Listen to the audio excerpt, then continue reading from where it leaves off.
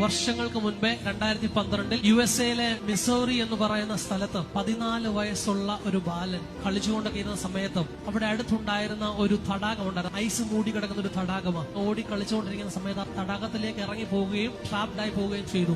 ഏകദേശം 15 മിനിറ്റോളം ഐസ് ലേക്കിൽ അടിയിലേക്ക് പോയി അവിടെ സ്റ്റക്കായി കിടന്നു. 15 മിനിറ്റ് കഴിഞ്ഞപ്പോഴത്തേക്ക് അവിടേക്ക് റെസ്ക്യൂ ടീം ഒക്കെ വന്നു. ഇവിടുന്ന് റിക്കവർ ചെയ്തെടുത്തോണ്ട് പോയി ഹോസ്പിറ്റലിൽ കൊണ്ടുചെന്നു. ഏകദേശം 45 മിനിറ്റിലധികം ഡോക്ടേഴ്സ് അവനെ ജീവിതത്തിലേക്ക് കൊണ്ടുവരാൻ ശ്രമിച്ചു. എന്നാൽ തന്റെ കരങ്ങൾ തൊട്ടു നോക്കിയപ്പോൾ പൾസ് ഇല്ലാത്തതിനാൽ ഇവൻ മരിച്ചുപോയെന്ന് ഡോക്ടർമാർ വിധി എഴുതി. അവന്റെ അമ്മ ജോയ്സ് പ്രാർത്ഥിക്കുന്ന ഒരു സ്ത്രീയായിരുന്നു. മരിച്ചെന്നുള്ള വാർത്ത കേട്ടിട്ട് അങ്ങനെ തിരിച്ചു പോകാൻ അവർ തയ്യാറല്ലായിരുന്നു. ഹോസ്പിറ്റലിൽ ആ റൂമിൽ കയറിയിട്ട് അവന്റെ ഹൃദയത്തിലേക്ക് കരം വെച്ച് പറഞ്ഞു, യേശുവിന്റെ നാമത്തിൽ നിന്റെ ഹൃദയം പ്രവർത്തിക്കട്ടെ, നിർജീവമായ ഹൃദയം പ്രവർത്തിക്കട്ടെ, പൾസ് ഉണ്ടാകട്ടെ. പ്രാർത്ഥിച്ച പ്രാർത്ഥന വെറുതെ പോയില്ല. യേശുവിന്റെ അധികാരമുള്ള നാമത്തിൽ പ്രാർത്ഥിച്ച പ്രാർത്ഥന നടന്നു. അവന്റെ ഹൃദയം പ്രവർത്തിച്ചു. ഡോക്ടർമാർ മരിച്ചെന്ന് വിധി എഴുതിയത്, പൾസ് ഇല്ലെന്ന് വിധി എഴുതിയത്, ജീവിതത്തിലേക്ക് വന്നത് എന്തുകൊണ്ടാണെന്നറിയാമോ? മനുഷ്യന്റെ എനർജി കൊണ്ടല്ല, മറിച്ച് സ്വർഗീയ ശക്തി കൊണ്ടാണ്. യേശുവിന്റെ നാമത്തിൽ നമ്മൾ പ്രഖ്യാപിക്കുമ്പോൾ, യേശുവിന്റെ അധികാരമുള്ള നാമത്തിൽ നമ്മൾ പറയുമ്പോൾ, എന്റെ കഴിവ് കൊണ്ടല്ല, മറിച്ച് സ്വർഗത്തിന്റെ കഴിവ് കൊണ്ട്